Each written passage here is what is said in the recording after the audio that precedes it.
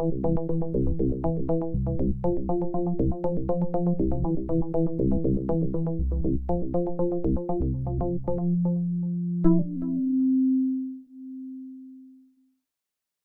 breath. What's up, Hot Breathiverse?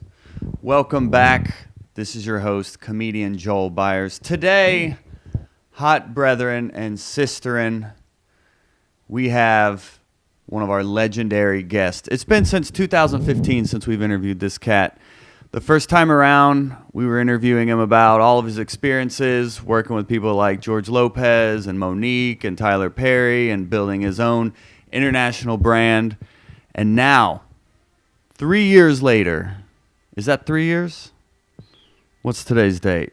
This is 2019, 2015, 3 years. I have a liberal arts degree. Long story short, this is about to be a comedy masterclass from a comedy master. So you're definitely going to want to take notes. In my opinion, this gentleman is a Yoda of comedy. So he is going to help us all today with just taking our comedy to the next level, not only on the stage, but also in the boardroom. So prepare yourselves for a comedy masterclass with the one, with the only, Rodney Perry, everybody. Rodney Perry. And if you do enjoy this one, of course, Hot Breathiverse, do give us a shout out. Let us know on social media. You can share on there. Also connect with us personally on our personal Facebook group we have, Hot Breath Comedy Network. On there you can connect with fans and also other listeners, and we share a lot of fun insights over there as well. So definitely keep up with us. And shoot me an email with any questions you may have or any content you'd like to see us creating, joel-byars-comedy@gmail.com. The more we can connect, the more we can grow, and the more impact we can have on comedy together. So, without further ado, hot brethren and sisters, let us welcome to the Hot Breathiverse, the one, the only, the legendary Rodney Perry, everybody. What's up, buddy? We out here. All right. You got your mic? You got a mic? Mm-hmm. Did I give you a mic? Oh, I didn't give you a mic. There you go, buddy. I was like, maybe he don't want me to talk. I'm not going to say nothing till I give me a microphone. Sorry, it's been so long. What's up, JB? What's good, buddy? So, did I just give you a nickname? Do people call you JB? JB? I've been called that before. Yeah, that would be cool. You don't go by. You're not a JB. I'm not. You're Joel. I'm Joel. I'm trying to brand Joel. But you're Joel Byars. Yeah. You're the whole thing. Yeah, you're not just Joel. You're Joel Byars. You're absolutely. I'm Rodney Perry. I'm not Rodney. Well, my goal is to, though, when people hear the name Joel, they then default to me. You're the only Joel. There's an Osteen. But, Joel Osteen. But right now he owns the name. He's definitely the top of the Google search. He's definitely right now, though. Right now, for the time being. Yeah. He's the head Joel. But that's why we're interviewing you today, hoping you can share insights on how we can build this empire. Right, man. I'm trying to figure it out too, man. And you know, I think more than anything, it's just people start to throw words around at you when you've been around for a while. You know, so I hear the comics say legend. And that's kind of off-putting, but I receive it at the same time. You know, because you become a legend if you just don't quit. You know what I mean? Okay. Is there music? I can turn that off. Is there music going on? That's Madden. I'm sorry. That's Madden? That's John Madden football. Hold on. Hold on. Sorry, guys. My grown guest has to turn down his Madden game really quick. I'm going to turn it off. Oh, you don't have to turn it off. I know if you're in the middle of a... Hilarious. Be respectful. And I'll give you some water too. We've got our own branded water since last time you were here. Got some Fontis local Georgia spring water. Get out of here. This is nice, Joel. Wow. Hey. Get out of here. You sell these? I do. People can go on hotbreathpodcast.com, contribute a donation, and they get a water bottle. Get out. Is that you? Are you the white guy in the Yeah, that's me. I'm the white guy. That guy looks like Dick Van Dyke. That's what my wife said too. Yeah. Really? Yeah. She did say that. Does she know who Dick Van Dyke is? Uh-huh. Get out of here. Yeah. She's OG. She is absolutely an OG. Good for her. You're married now, dude. I am. Last time we talked, you weren't married yet. No. You guys were talking about it, and wow, I remember us having some conversations. So good. How is it? I love it. Yeah, good I for like you. being married. Married. There's nothing like having somebody that gives a damn. For real. Yeah. You know, that really cares. Are you okay? Are you okay, Joel? and really wants to know. Mm-hmm. Yeah. And motivates you. Absolutely. That's some of my biggest advice I'd give to lonely comics out there. Just get married. And you find new motivation. At the very least, it's good for an hour of material. Right. Yeah. If for no other reason, get married for the jokes. And a dog, because I've got a dog now. So you got a dog? You guys are a real deal family. She's closing in on me. It's over. Checkmate. Let me tell you something. You got the last move. You might just lay down. The checkmate is the baby. Whoa, word. The baby is the super checkmate. Ooh. Yeah. But you'll be fine. I'm in no hurry. Yeah, you know. We don't have unlimited data. You kind of should be a hurry. You think? Yeah. How old are you? 31. Oh, you still young. But you know, you're getting into the window where you could be an old dad. Yeah, but I want to have money before I have a kid. Kids bring money. You have money to. Kids will come with my mother used to always say this. My wife and I remember, I was budding up and coming comedian. We had already had one child, and we just got financially stable, and we had another one on the way. And I remember just being frustrated, and I talked to my mom, and I was like, Mom, I don't know what I'm going to do. I got a baby coming, and I don't know how I'm going to take care of this baby. She said, babies come with blessings. Babies. And I stopped, and I looked at my children. I was like, yo, each kid brought a certain dowry, if you will, and they all come with a blessing. My first daughter got us our first apartment in Inglewood, California. My second daughter, we moved into a 2-bedroom. My third daughter, we end up in a 3-bedroom, and our baby now got us this house. Whoa! Absolutely. That's this theater. Fact. We're in a theater. We're in the theater. We got some chairs. Well, maybe that's what I'm missing, because you gotta let them soldiers go, man. Let the soldiers go. My boy said he shoot up the club. he said we had trying to have a kid. I was like, okay, good stuff. He's like, yeah, man, I be shooting up the club every night. I'm like, shooting up the club. Yeah, that's how you make life. That's the new term. Is that what he tells his wife too? He's like, yeah, I'm shooting up the club for our family. Hey, I guess. Well, if that's the secret, man, because that's where I'm at in my career right now. Is I'm 9 years in, and now I know in perspective of this is my life. Like, I'm doing this for the rest of my life, comedy. But 9 years in, I'm like, all right, I've been doing it long enough to where it's time. It's time to start making money. True enough. You know what I mean? Like, and I'm not trying to sound ungrateful or impatient, because I know this whole game is a marathon and not a sprint. True. But I am ready to start putting in some infrastructure, at least, to start actually generating income and not just paying dues. And you've already kind of begun to do that. And we all have to make the paradigm shift, because this is a business. And, you inherently are an artist. So when you're an artist, you just want to paint. You just want to do your art. And the shift comes when you go, okay, I'm an artist. I will probably do this for free for the rest of my life, but I really would like to pay the light bill. Right. And the light bill is coming again and again and again. So it's a mental shift, which it sounds like you've already made.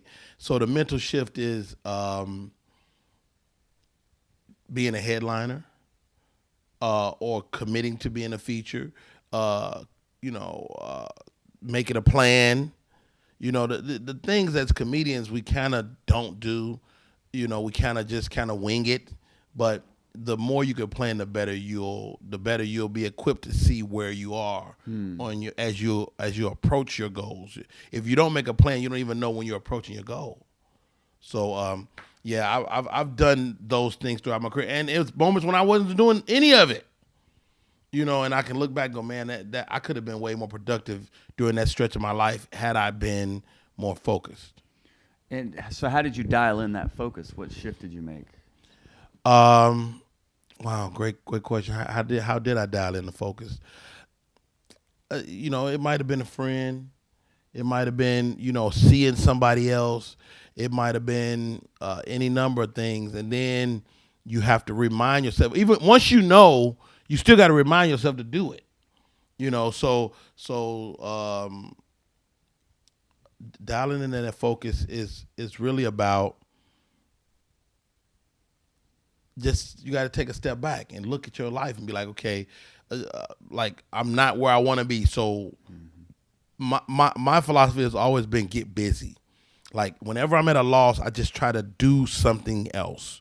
Whatever, I try to adjust. I play John Madden football, and that's a great metaphor for me personally, because when a guy is beating you in the game, there's always something you can do, some adjustment you can make. And life is the same way. You feel like you're losing or you're down, you can always win, because there's a light, a little shift that can affect everything. And so for me, that shift is always get busy. So like, say for instance, starting the beginning of the year, I learned over my career to manage time better. And what I mean when I say that, like I manage my year. So say we're in first quarter, like, and Fortune 500 companies do this too. First quarter 2019, Rodney Perry needs to be working. So guess what? I got to be thinking about first quarter in September. Like, I can't wait till December when everybody's off work going Christmas to think about what I'm going to be doing January, February, March. So I'm thinking about first quarter then, and now January, February, March, I'm thinking, okay, spring. Okay, what do I have that's going to splash in spring so I can further? I not only got to do stuff, but I got to do stuff that's far reaching. So for me personally, this year I just wrote my first book. Oh, wow. Just finished my book. I call it, the original title was 100 Moments on My Journey. And as I wrote the moments out, I had a list of 130 moments. So I changed the title to Moments on My Journey. And you constantly get tools, Joel. Like a friend of mine who's an author, I called her. I was like, I got this book in my mind. I wrote an outline, which what I had written out amounted to a great outline. And she was like, okay. She gave me a tool. She said, use this website. It's called Teamy.com, right? T-E-M-I, Teamy. Teamy transformed my spoken word into type words. So now I can write my book without physically typing. So a book that would have took me 6 months to write, I wrote in 2 weeks. I know the stories. I know the moments, so I was able to kind of get through it, and it was really cathartic because as I was recalling certain moments of my life, recounting things, I could have done that better, I could have did this better, but it was stuff that I had forgotten. And so as I was going through the process, I was like, yo, looking at my life, and it just opened me up. Now I'm writing all the time because I'm like, whether it's with a pen and paper or I'm typing or I'm talking to my phone, I'm constantly kind of creating. I'm in a really great creative space. And as comedians, we go in and out of those spaces. So you gotta stay in the creative space longer if you can, So I'm curious to hear even how maybe far back you were planning to write this book, because you're talking about creating a plan and having like a destination. So is this something you thought of years ago? You just finally implemented? Yeah, it's been on my bucket list for some time. Okay. But I don't want to front like I was like beginning of 2019 I'm gonna write a book. No, I knew I wanted to write the book. I came up with a title maybe at least 2 years ago, but the prospect of typing a book was a daunting task for me. And so I was like, yo, man, I can't do that. And I was just finding reasons not to do it. And so just like like maybe 5 years ago when I wrote my first short film, I try to give myself attainable goals. Right. Like I try to say, like when I start writing a short film, I was like, I just want to write 5 pages. If I can write 5 pages, I'll be happy. And 5 pages turned into 10 pages, turned into 28 pages. And I let my buddy read it, who's a director. He said, Rodney, you have to shoot this. So next thing I know, I'm shooting write, produce, and direct in my own short film. So if you can create, the universe will kind of move out your way to get it done. Okay. You know, it's like with this, I can remember you starting this, and because you started this, you've become an expert in this field. You know, you could teach a class on how to do this. Yeah. Which is another stream of income. That's what I'm looking for. I'm looking for the streams. And on our first interview, you said people should have 7 streams. Yeah, that's a school of thought. We should have 7 streams of income. But this is the thing about us. Mm-hmm. Like, I mean, let's talk money. Yes. You already got it. Like, because we deal in intellectual property. So you're probably sitting on $1 million+ worth of ideas. You know what I mean? Mm-hmm. So if you're like me, Rodney Perry is an idea guy. I come up with ideas all day. My dilemma is keeping people around me to help me implement those ideas. So I think probably a good place to start for us today is like team building. Like, who's on your team? Who's helping you? Who wants to help you that you're not paying attention to? Like, those are the people that you need to lock into, because like my sister, she has a unique skill set. Her degree is in logistics and planning. And so she was just my little sister to me. And we got to talk one day, and I was like, wow, you do that? I need that. And you just got to know that it's people in your life that's probably already there. So again, it's always, life is perspective. You sometimes just got to step back and go, oh shit, I got the person that needs to help me right there. Okay. It might be your wife, it might be a girlfriend. I personally don't like working with my wife. Okay. She too bossy. She was knocking on the door. What are you doing down there? Who bossy? Yeah. But yeah. So building the team, that could be step 1. I think so. Building a team, of course, starting with you. You know, I meet a lot of young comics. It's like, man, I need a manager. Who's a good manager? I was like, first of all, you don't know how to manage you yet. Mm-hmm. Like, if you are a business, would you turn the reins over to your business to anybody before you knew how to CEO? If you're hiring a manager, you're the CEO, so you need to know their job, right? Mm-hmm. So you definitely need a manager when you have something to manage. Gold.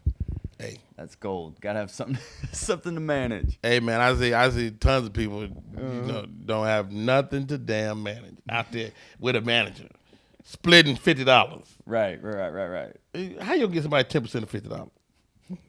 Stop. So even thinking of in money, and what I've been and this is my first year. I'm glad you brought up goals, because this is my first year of my career.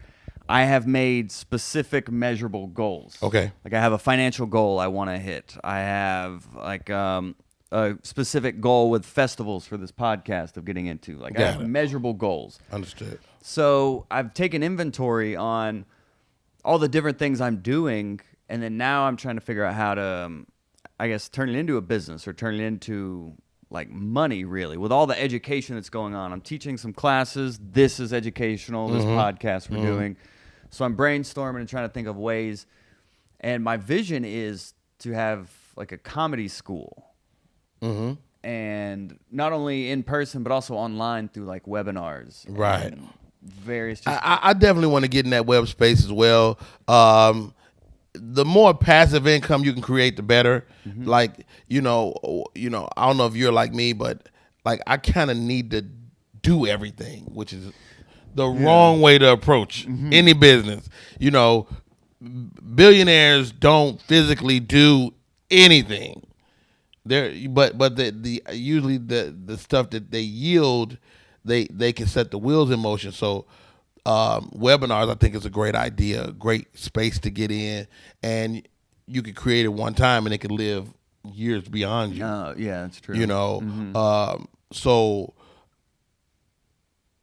the short answer is I'm trying to get in that space as well. I think it's a great space to be in, and the hard part is realizing what you're selling. Like, I have an improv workshop, right? And I was talking to one of my buddies. He's an entrepreneur, and we had these great conversations. We go back and forth on business, and again, your team is people that kind of make you better. And he's always giving me these jewels, right? And he's like, Rodney, you're not selling improv. You're selling a brand of motivation. So when I teach my improv workshop, I tell people, I'm not teaching you improv. I'm teaching you how to trust your choices. If you trust your choices, you'll be kind of better at everything. Improv is just one of the things you'll be pretty good at. And it's the tool I use, but ultimately you'll be better at on your feet, making quick choices. I can help you with that. And so that's essentially empowerment, right? It's just wrapped in improv.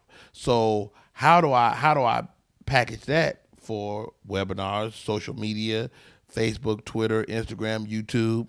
It can be done. And that's one of the things we're working on right now. So you would almost even the advertising, you would kind of reword it to be more based on like not improv, but more of just motivation or self-sufficiency. Maybe. I mean, that's kind of the idea as we're trying to figure it out. I'm figuring it out as we speak. Like, oh wow, okay. I got a friend of mine that's helping me with some branding of it because he came and watched me. I'm in a class right now. I partner with DFAS, which is an acting studio here in Atlanta, and it's been a great partnership to this point. So DFAS and I have taken the Never Deny Next Level improv workshop and really expanded it. And at the same time, I'm trying to expand it even more because it's one of those things that anybody can do. So I'm trying to figure it out, man. It's interesting to hear someone at the level of your career saying, I'm still trying to figure it out too. Yes, sir. That is enlightening for people listening who are like me or even like a year or two in where it's like, oh, at every level, we're still... I mean, every goal you achieve will open a door to another goal. Okay. It's just what it is. I mean, when you get that dollar value we talked about, you said you set your goal, you want to achieve that dollar value. When you get that money, you'll be like, I need more, actually. If I'm really honest with myself, I actually need more than that. Like I definitely set monetary goals throughout the year, but more than that, like my goals, like I don't even realize the money I've made till I stop and do my taxes. Or I stop and I look at, I know what it costs to run my life per month. And you do that times 12 and you're like, yo, we had a pretty good year. We not kicked out. Right. We got to be killing it. So another tidbit is just take some time, man, and take inventory of your wins. Because we're so busy to get to the next win that we never celebrate the win. You're winning, dude. You got a great podcast. You got listenership. You got people that are envying the Hot Breathiverse. That's a good deal, man. So don't forget to go, Joel Byars, you're doing good. Yeah, because he needs that. We need that. Yeah, I guess reinforcement. Yeah, absolutely. That you're walking your journey. Absolutely. I mean, and dude, the crazy part, people would swap places with us. I mean, we're sitting here at noon on a Friday, and this is probably all you got anything else to do today? Yeah, I have a call I got to do. You got a call, so you got to make a phone call. What's a writing? I help people with writing and punching up stuff for building their sets. So I have one of those this afternoon. And they got to pay you for that? Yes. Come on, man. So it's somebody at a cubicle that wants to murder both of us. Listening to this right now. I hate you, Joel Byars! And the other guy. That's me. That's crazy. That is good perspective to have. But even when you're starting, because now we're almost thinking of more high level of, okay, we're trying to build this business and this brand, but even I'm also at a point where I'm looking to get booked more. I like how you said it's a mind shift. Whether you're a headliner, you're a feature now. It's like I've turned down hosting stuff because I am like in the mindset of I'm at least a feature now. Like exactly. I can't go down and just stay there. You got know? to change your mind before you change your position. Boom. When I was I made a couple of decisions back to back. So I was in the Navy from 90 to 98. At 1998, I was at a crossroads. I was either going to continue on in the Navy, do 4 more years, which would have took me to 12, and if I had done 12, I would have had to do 20. In my mind, that was the math. And so I was like, yo, I got to get out. I'd already kind of decided, but I hadn't done it yet. So I got out, but that's just part of it. So you get out, and now you have to actually start doing it. You have to actually start doing that thing that you said you were going to do. And so I got out, but I still kind of wasn't doing it. I was doing all kind of other stuff just to make ends meet. And so as I stepped out on faith, the other step was mentally. So I decided, and this was a very conscious decision, I'm a headliner now. Yeah. Now, everybody wouldn't book me, but it was a few people that respected me that would book me as a headliner. And I remember one time I realized you can't relinquish that either. So one of my buddies, he was a comedian. He's very funny, and he was like, "Rod, you headline all the time. Let me headline tonight." But he hadn't really earned that spot yet. And I said, you know what? It's all good, but it wasn't. And he did well, but I learned that night that you never relinquish that thing that you work for. Like you don't yield to give that up because you made the shift in your mind. And so it just didn't feel good to me. And so whether it's featuring or whatever it is, you have to decide. And once you decide, then you start doing it. Like you got to make the choice here first. You have to. And I've done it. So I'm not just arbitrarily saying it. I know it works too. So when you make that mind shift, what is the next step? Would you start reaching out to bookers as a headliner? Like what was your next step? You make the mind shift. Now what is the actual physical shift? How do you implement it? Yeah. So you make the mind shift, and this might sounds like some metaphysical mumbo jumbo, but people just start calling. People start calling, and or you may have to turn some stuff down. You may have to turn some stuff down. And the thing about offers is if a person called you, they'll call again. Like you have to just trust that. And and don't get me wrong, what people don't understand is sometimes the light builders do. And if the light builders do, the gig you would have turned down had you had that bill paid, you might take. And so we have those gray areas. But as you make that choice that I am this now, your first implementation is probably turning down anything lesser than that. And beyond that, the rest of the stuff kind of just makes its way to you. Like so, I don't know if I'm being clear answer wise, but you just kind of have to trust it. Okay. That it's gonna work. It's gonna work, and it'll be some tough days. I think at some point God just expects you to trust Him. Like you got to either you trust me or you don't. Mm-hmm. If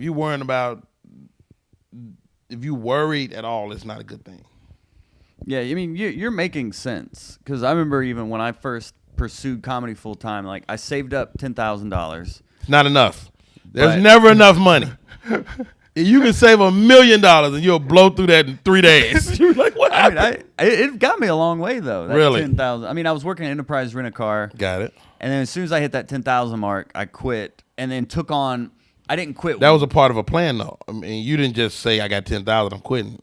No, it was, and I'll take a lesser job. So then I went into I was a hotel minibar attendant. Nice. So I just went around minibars refilling those and bringing home dinner every night as well. But I love it. So you had all type of cookies and snacks from the mini bar. Yeah, and trail. I went on a little 3-run tour with a couple of comics. We had an almost grown-ups tour. It was just the three of us. Love it. And that whole trip, we went up like through Missouri and like came back around, I think through like Huntsville, and then came home. And that whole trip, I ate nothing but Cliff Bars. Really? Cliff Bars from the mini bars. Get out of here! You had a naked and afraid diet. It's amazing. Like I'm always impressed when I hear stories like that, because that's the stuff people don't hear. Is like people think this looks glamorous when you see the big comics. It looks really glamorous, but you know, we all were there, eating those Cliff Bars, eating hot Cheetos, and staying at ratty hotels. It was a run when I first made the choice to get out of the Navy. And so I was a headliner. I made up my mind. I'm a headliner. And my last feature job was I did a tour. This guy named Dave Tribble used to do a run. I've heard a lot of comics talk about the famous Tribble run. I did a Tribble run.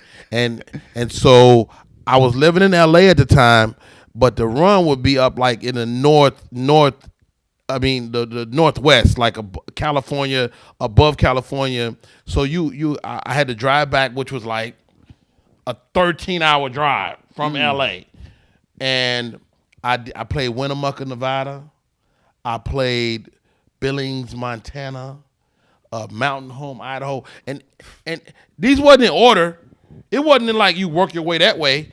It was like you go up, you go way over here. Next day you way over here. Next day you way over here. I was like, who routed this shit? I'm the feature. The guy that was headlining, his big joke, he had the word spam on his shirt. He had a spam shirt. And his big joke was that he was dyslexic, so he bought this MAPS shirt. I don't remember his name, but he was a road comic. He was the guy that was on the road probably 300 days a year. He went from city to city. He could easily have murdered his way across America. Nobody would have known. And I just remember being impressed by him. At some point, I was like, yeah, I mean, we coming back here. Can we ride together? He was like, nope. Word. He's like, no, man. He said, this is my thing. I like to drive myself. I was like, no problem, buddy.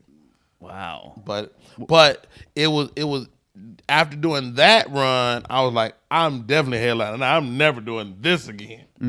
You know, so I went through that, and I mean, it's so many ebbs and flows, man. I mean, you know, taking a bus from L.A. to Dallas to feature for George Lopez, a bus, Greyhound bus, and not knowing the difference between express and local.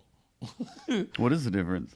So if you take the express, you drive big chunks of the trip. So you might drive from LA to San Antonio.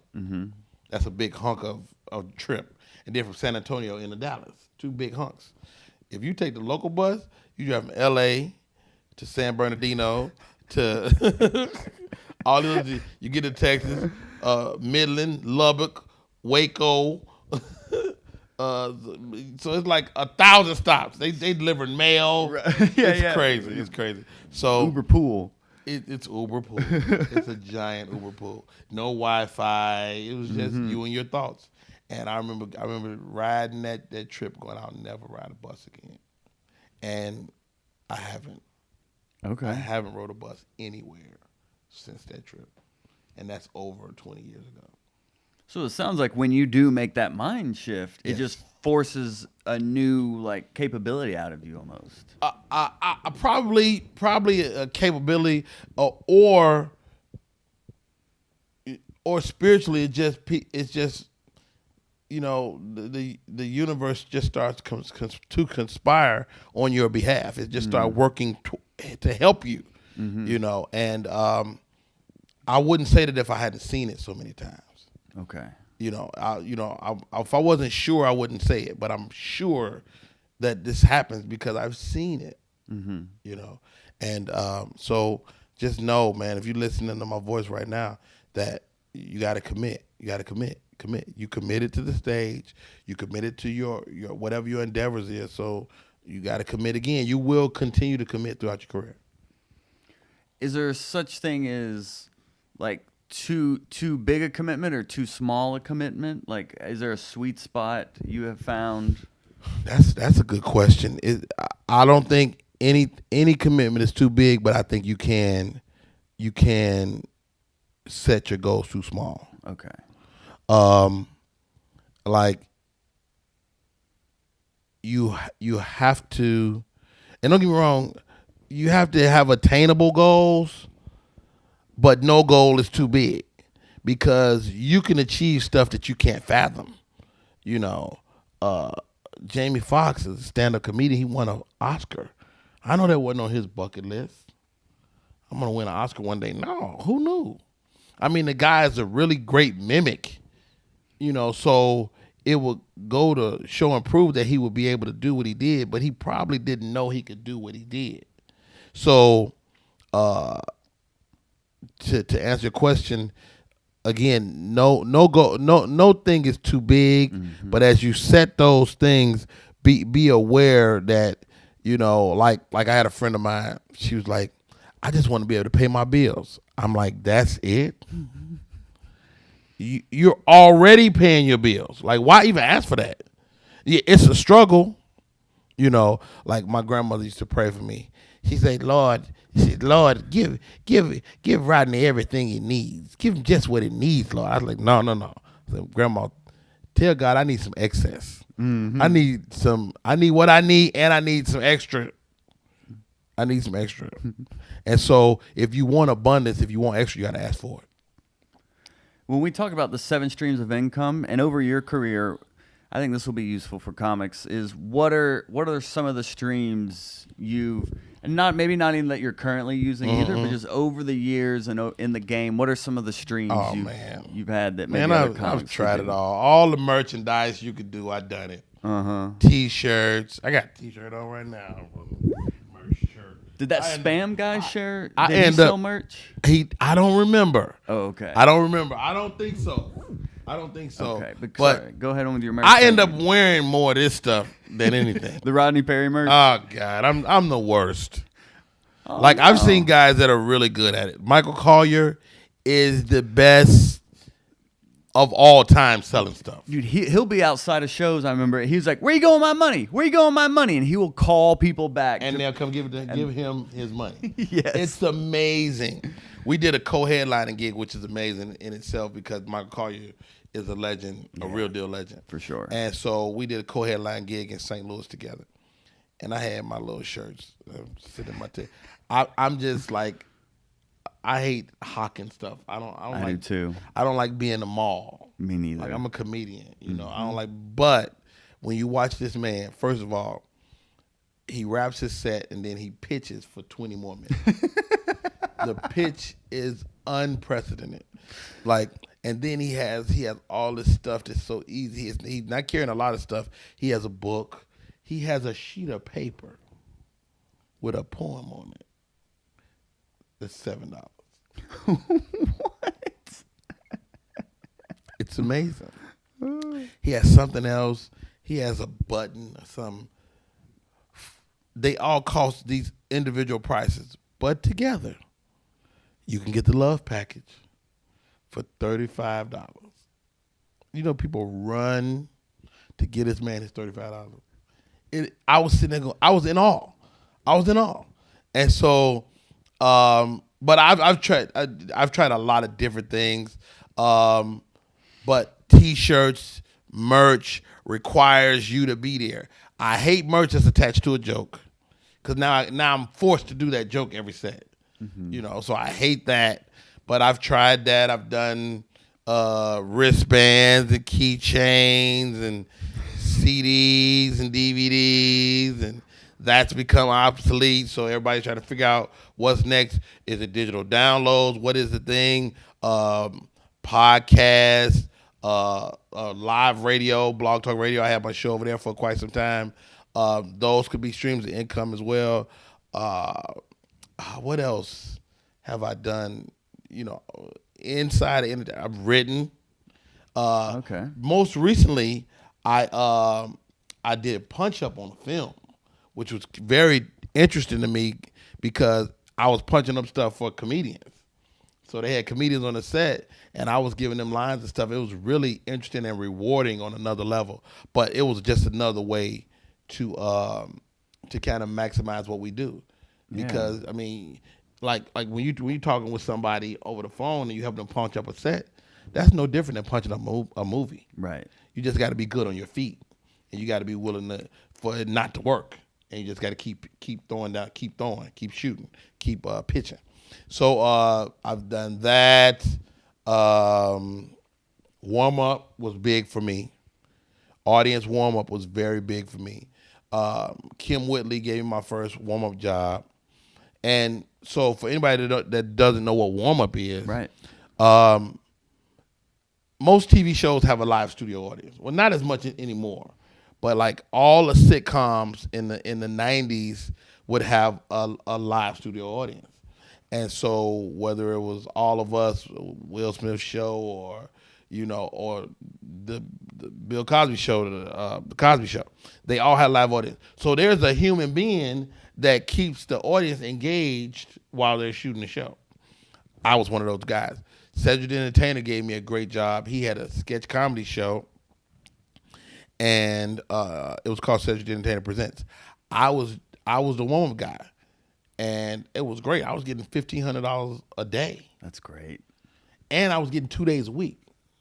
Oh. You talk about Rodney Perry buying the drinks? What? What you mean? Give him whatever he want. Man, dude. And I was living in L.A., so to make that type of money and live in L.A., I could pay my rent. It was just, I mean, and I was making maybe $7,000-8,000 a month. That's great. And I mean, this is years ago, so that sustained me for quite some time. And Cedric also gave me my first movie. That's when I realized I needed to act, because if you want to be a stand-up comedian and you want people to come see you, they need to know who you are. One of those ways that people become familiar with you is television and/or film. And so that's why I started taking acting classes. So I started taking classes because I knew that I wasn't just naturally good. I knew that. So I said, let me take a class and let me figure it out a little bit, because I'm going to get these opportunities.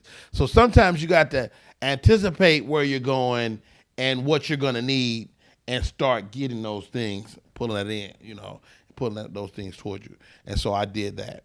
But, man, outside of stand-up, I've done a number of things to earn money, though. But it's always in the stand-up or comedy world, right, in my mind. Yeah. Yeah. And it's important for comedians to understand that some of those require investment. Absolutely. Like you need to, I'm going to want to become an actor. Okay, well, I need to do acting classes. I need to pay to take acting classes. Yes. There is some upfront investment. Now let the buyer beware. There's a business of people separating you from your money. So if anybody asks you for like $1,000 off the rip, it's a ripoff. Period. I've been ripped off. Oh yeah. It's like, have you seen these billboards? Even right here in Atlanta, there's some billboards, right? It's like Christians that want to act or something like that. It's yeah. It's a ripoff. It's a ripoff. Looks like it. It's an absolute ripoff. And Barbizon, or you ever been in the mall and somebody goes, your kid is so beautiful. And you're like, my kid? My kid is regular. My kid is not like that. Mm-hmm. Well, bring her in, and then you get in and they start telling you, well, we got to take pictures. Well, just give us $800 and we'll get it started. It's a ripoff. Okay. It's a ripoff. And there's tons of companies like that. And so I remember when I was in the Navy, me and my buddy, they had told us we could all be models. Let me tell you something. Rodney Perry, in my mind, I'm handsome, but I know the truth. And I'm not a model. I'm 5'7". But stout. He's swole. I'm 7. A swole 7. Rudy Tootie, or what? Rudy Patootie? What do you call I'm like a fire hydrant. You can't push me over. Yeah. So it sounds like, as we land this plane here, a lot of the opportunities you've discussed have come from your network. Like a lot, you're like, said got me this, Kim Whitley booked me on this, and even in our first interview we did together, you were talking about how Kevin Hart stole all of your friends. He still owns my friend.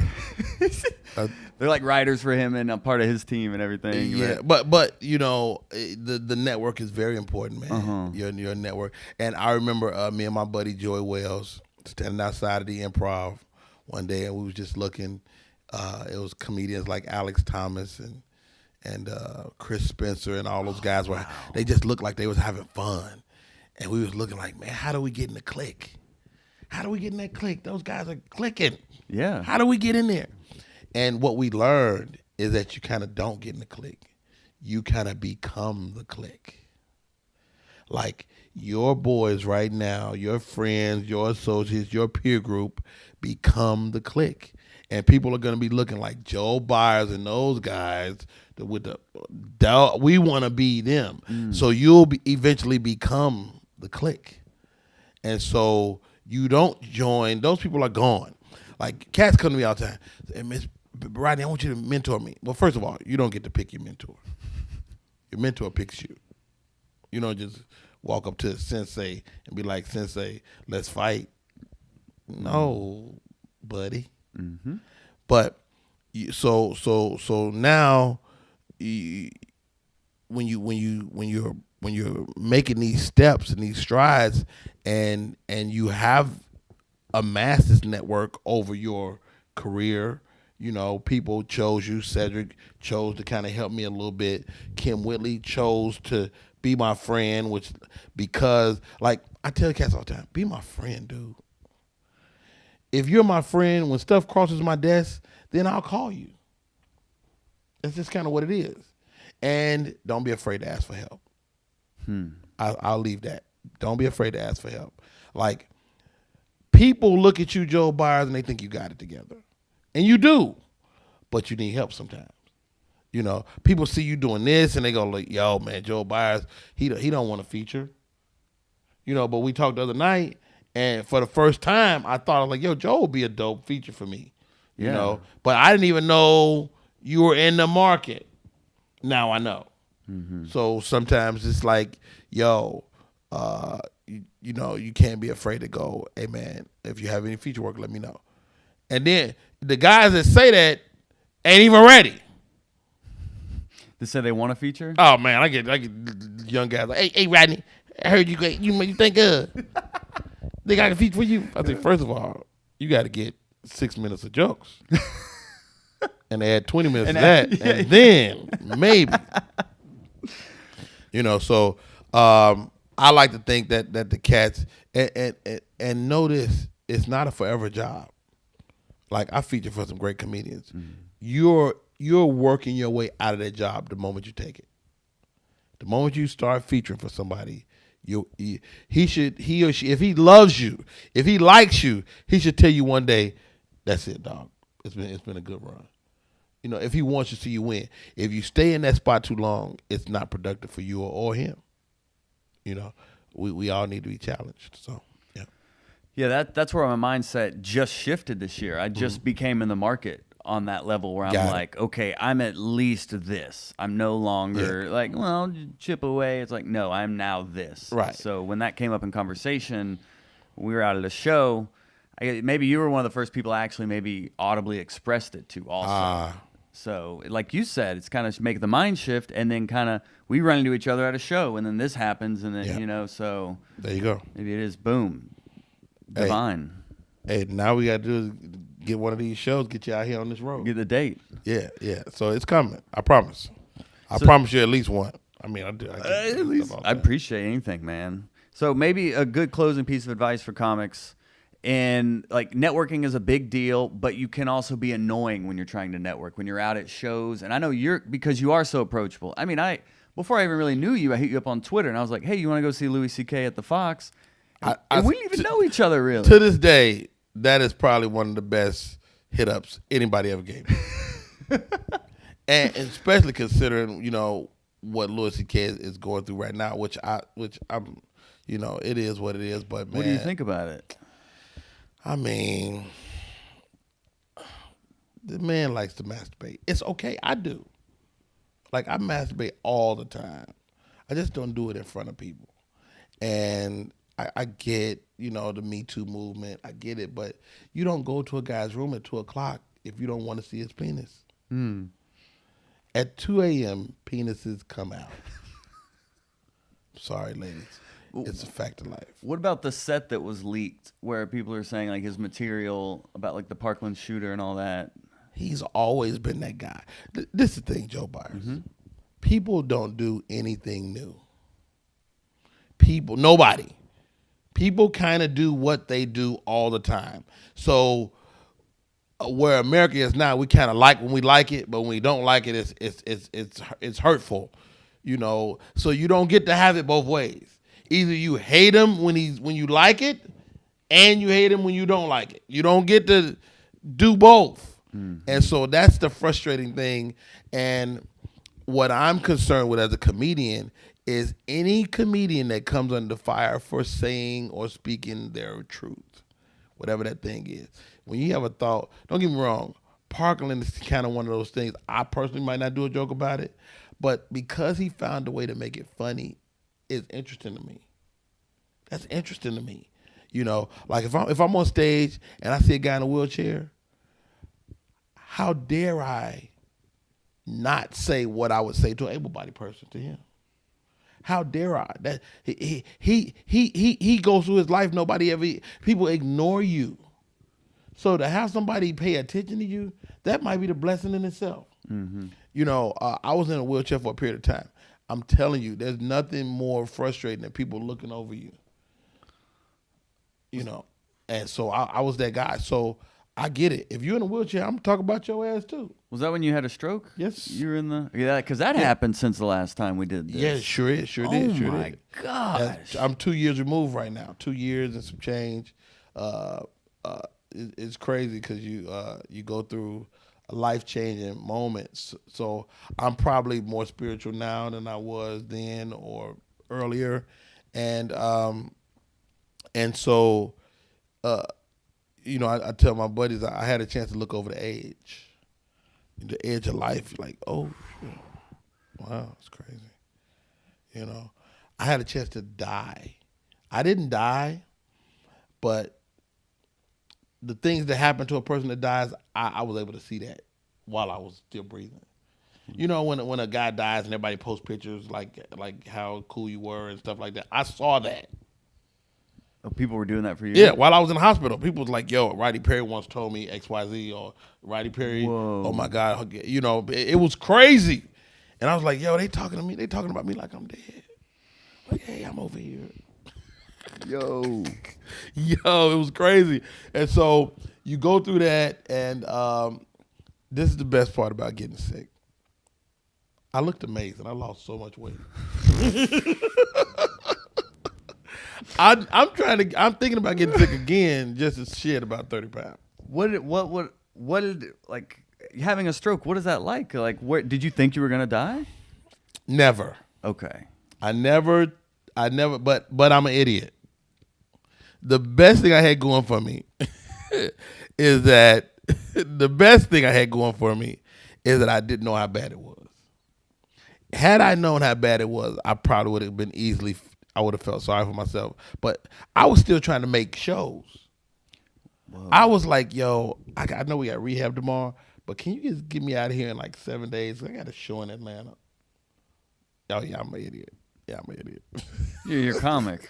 I'm a comic. You taught me that important lesson. I was at an open mic, like not a great open mic, and then I saw you there, and I was like, "What are you doing here?" And you were like, "I'm a comedian. I'm a comic." You looked at me in the eye and smiled and said, "I'm a comic." And I was like, "Yo, that is the lifestyle." I'm also a crackhead. I'm a comedy crackhead. Every comic is not that guy. I am. I'm a fiend for it. I need it. Yeah. I need it. It's for my own psyche. It's very selfish. I need it. And when comedians reach out to me, it's like, man, I think I want to do comedy. You got to get on stage for me. You got to know you love this. Then we can figure out other means or what your next step is. But you gotta take some steps on your own before I help you. So maybe comics trying to network, make sure when you're approaching someone like a Rodney Perry or even like just another comic, like make sure maybe you have, don't just annoy them and like trying to take from them, maybe bring something to the table. I mean, it's a feel thing. It just needs to feel right, you know.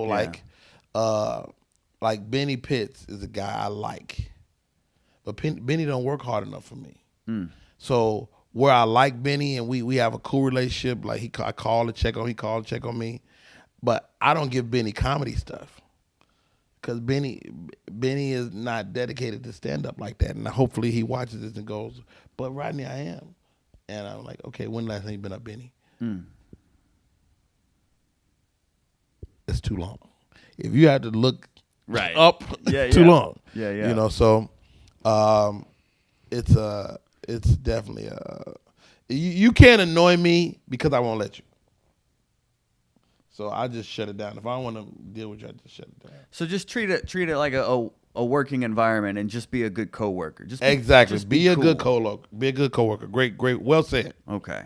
Good. Well, we got that out of there. All right, comics. Be a good coworker. This is a business. Treat it like one. Treat it like one. It's your business. You own it. Hey, that was the whole goal of this talk too, was business, and you gave it to us, so I appreciate it, man. Amen. Thank you. And before we get out of here, is there anything else you want the world to know? Oh, the Rodney Perry Survivor is on the streets. It's my new comedy, I guess a CD album. Great. Maybe. Okay. I'm really proud of it. It's the cover is an ode to the great Richard Pryor. I had a pencil drawing made of my face, and so the cover is an ode to Richard Pryor. Won it live in concert. I mimicked that cover, but it's Rodney Perry Survivor, and it's out now. I did an interview on Tom Joyner yesterday about it, and I'm really proud of this piece. And you know, so after having the stroke, I really wanted to kind of put this material out. I wasn't ready to shoot a video, but I wanted to get it out to the world, so I did this CD. And we shot right here in Atlanta. We recorded right here in Atlanta at the Atlanta Comedy Theater, and it's for sale. If you want to get one, it's for $7.99 on iTunes or all the places, Google Play, all the places you buy music. And and it'll be available for streaming, I think, next month if you want to wait and you just a cheap. Is there stroke? Like you talk about the stroke? Oh yeah, I got tons of stroke material. I'm the stroke comic. Stroke king. Stroking. Hashtag. Oh, wow, nice. Hey, Brandon. Somebody said to me when I was in the hospital, it was so funny. He said, "Rodney, I heard you're starring in the Clarence Carter story." Clarence Carter is a blues guy. Years ago, he had a song called "Stroking." I said, "What?" That's when comics are your friends. Oh yeah. I talked to Michael Collier earlier. Michael Collier called me every day when I was in the hospital. Really? And told me a joke. Wow. Every day. That probably let you know like the impact you're having on the world when something goes down like that and the amount of outreach. He was very nice and generous for that. I did get tired of it. I was like, if this motherfucker called me one more time, I'm gonna kill him. You're like, this guy's a comedy legend, but if he calls me one more time, he gonna be a dead legend. Well, we'll also link up all your social media and all that. Absolutely. In the show notes, because it's all Rodney Perry Live. Yes, I believe so. Everything. Rodney Perry Live. You know, my website is Rodney Perry, so okay. It's either Rodney Perry or Rodney Perry Live on everything. Okay. Well, we'll be sure to link that in the show notes. And Hot Brethren and Sisterin, what you just witnessed. Rodney Perry sharing all of his advice and experience over the years, all the stuff he's learned the hard way, so you don't have to. All right? You're still going to do it the hard way, though. Like, well, that's the thing that's what I love about this podcast. And, you know, people will come on here and not withhold information, which a lot of people like to do for some reasons, withhold information. But it's like people can get the sauce, but they still have to cook it, you know? You still have to cook it. So... You got some jewels yourself, Joe Byars. You think so? Sauce, cooking, what? That was amazing. Well, Carlos Miller had a good quote on here where he said, people can have the recipe, but they've got to know how to cook it. or something like that. Right. Like there's different chefs have different styles. You know? Exactly. You're an artist, man. You're an Yeah. artist. You know, we just want to paint. So that's what we want you to do, hot brethren and sister, in leaving this interview. If you did enjoy this and you found it valuable and educational, just share it with another comic. That's all we're trying to do here is help you suck less at comedy. Help you suck less. At comedy. And get some success. Ooh. Bars. So Rodney Perry did that with you today. If you found that educational, just share it. You can leave an iTunes review. What you did enjoy about it, if you want to hear someone interviewed on here, hit me up. All social media at Hot Breath Pod. HotBreathPodcast.com is the website. joel-byars-comedy at gmail.com is my personal email if you want to reach out and connect and schedule a writing session or just let me know something else you want to see here on the podcast. But we're a community, we're a network building together, and that's how we're going to get where we all want to be. And it's a network. So the big takeaway today, network. Treat comedy like a business. When you go out to a show, that is your workplace. Be professional. Be a good coworker. And Rodney Perry, you've been a good coworker today, my man. Thank you, brother. All right. Hot JB in the building. Signing off. Yeah. Well, you know, we're trying to make something nice here.